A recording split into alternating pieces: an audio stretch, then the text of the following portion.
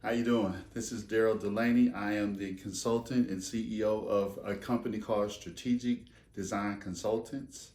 And our idea is that we help people to navigate cross-cultural conflicts with confidence and competence so that they will be able to be victorious in the way that they interact with folks.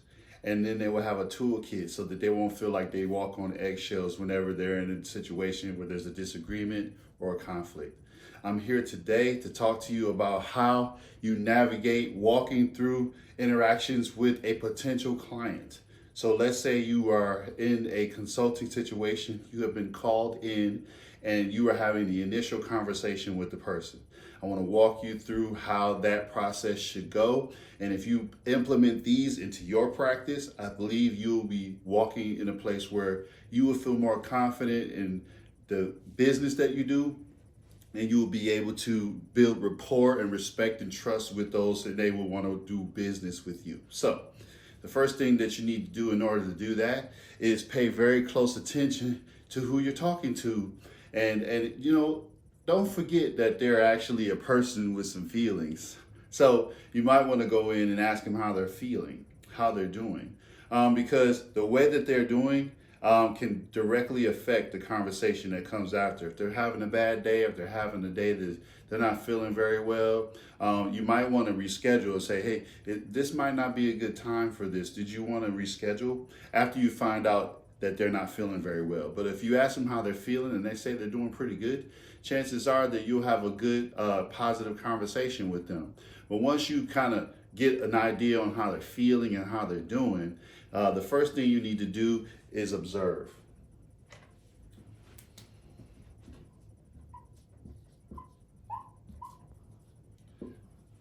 This is the first step. Observe. Observe is when you pay close attention to who they are, what they're doing, and why they even called you in the first place.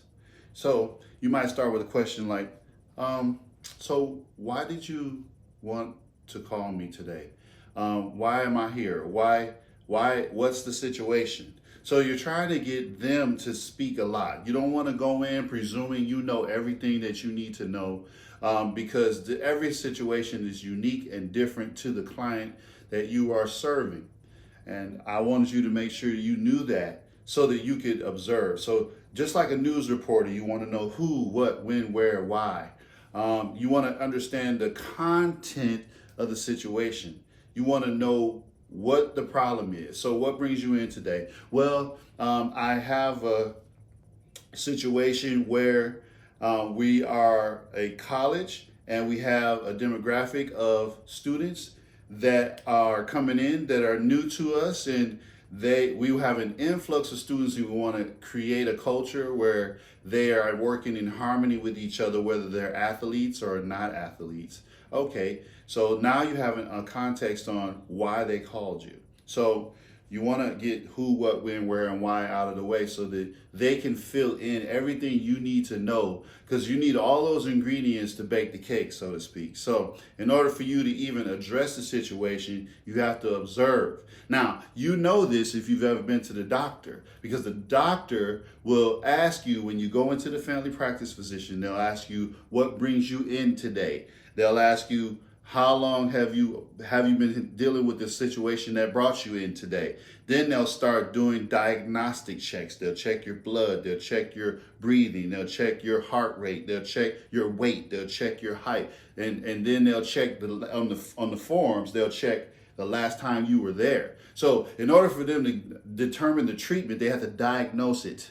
So that's what you're doing when you're interviewing and you're talking to a client. You want to know what the aspirations are.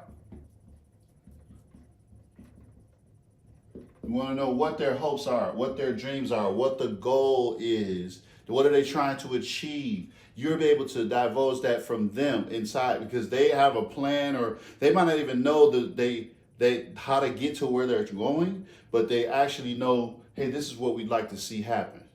And so you want their aspirations, you want the aspirins. This is the pain. So what's stopping you from getting to where you're going? What's stopping you from getting to the place where you want the thing you're achieving. What's in the way? What's the obstacle? What are the problems? What are the pain points? You want to understand that so you can actually observe and listen very carefully. So this part is active listening. This part is responding with thoughtful words that they have given you. This is you paying very close attention so that they know that you're tracking with them. All right. So there's the first thing is to observe. The second thing is to interpret. So when you interpret what they're saying to you, you are not going in with what you think it is. You are going in with what they are telling you the context is. So in the situation that I said earlier with the college student, I was saying that with the college, I was saying there's an influx of students who are coming in, and we want them to be able to mesh well with the students that are already here. And they're looking for it to be a harmonious situation because it's a cross-cultural one with different kinds of students that are athletes and some are not athletes. Some may be Christian, have different religious beliefs and backgrounds, and some don't. So the pain for that situation in that context could be where the college will see the student who is not able to acclimate and thrive, and they will actually hit the portal and leave, or they'll transfer to a different place, and that will lose revenue for the college. So that's a pain point for the college. So based on what they said there about how they don't want this student to leave, that is how you interpret what you might do for a solution, because they have named it for you, not because you suggested it, but because you asked questions and it brought you to this place where they realize that there's a problem. So sometimes you have to interpret that there's a situation that they name as a problem, but then when you ask questions carefully and observe very carefully, you may see a deeper problem underneath what they have called you in for. So it's really interesting to see that the interpretation of what you're asking for comes from the context of the conversation you're having with your client. It's not something you made up or you infused into the situation. It is something that happens when you listen carefully. So it really is creative listening and active listening that brings you to a place where they identify their problem and you highlight that problem based on what they've given you as input. And so that is how the interpretation process goes. And then the application comes next. You apply. This is where you suggest how to move forward. So based on what you have said, based on you naming what your dreams and aspirations are for this problem, based on the pain points that have gotten in the way that you want to avoid and that you would need help with, here's what we recommend happen next. So you get the intel from what they said that their goal is, and then you name the pain points so that they know that you have heard them and that you actually can empathize with that situation. Oh yeah, we've dealt with clients who've had situations similar to yours, and this is how we've handled those. And based on what you have told us today, might this be a solution for you? So when you apply, it comes from observing. It comes from based on you seeing what you have seen, and then you name these things that they have given you as information. Then you say, based on what you have said in this point, this point, and this point, here's a recommendation. That's exactly what happens at the doctor. Let's go back to the doctor example. So you came in, you had a pain in your knee, and you say, I've had this pain for a week. And then they say, well, how did it start? Did you fall? Did anything happen? No, I don't know. It just started hurting one day. Well, what's the intensity of the pain? The pain is at like a 7 out of 10, 10 being I can't even walk, I can't move. It's just so much pain. Okay, so you're at a 7, and then he starts touching on it and he starts moving it and seeing what's going on. They get some x-rays, they put you in the MRI machine, and they come back with the results of that, and the doctor says, based on what you have said and based on what we see in the tests, here's what we recommend for you. Here's your prescription to go to the pharmacy to get you some ibuprofen for that, and recommending X, Y, and Z, and then you check back with me in a couple of weeks and we'll see if that has worked out for you. So this is how it happens in consulting as well. Based on what you have said to me, based on these factors that you have named, here's a recommendation for you, and then you leave the ball in their court to say, how would you like to proceed? Would you like to proceed in this situation where we work with you, where we help you to achieve the goal you said you wanted? Or would you like to try to figure that out on your own? Or how would you like to proceed? You leave the ball in their court so that they can have the empowerment and the buy-in that comes from them seeing that it makes a lot of sense for them to follow the recommendation that you have given them, and they want to see that you have paid close attention to their problem and you've understood it almost as better than they have, and to the point where they see that you could be the person to help move them from the pain to the gain. If that makes sense. So the idea is a three-step process. You observe, you pay close attention, you ask very, very important questions, you actively listen, you repeat back what you have heard so that you can make sure that they're locked in and that they know you hear them and you care about their situation. The interpretation comes from the intel and the information they've given you in the observation phase. It's not what you think they should do immediately, and it's not what you're prescribing as a cookie cutter, but it is customized based on what you have heard them tell you.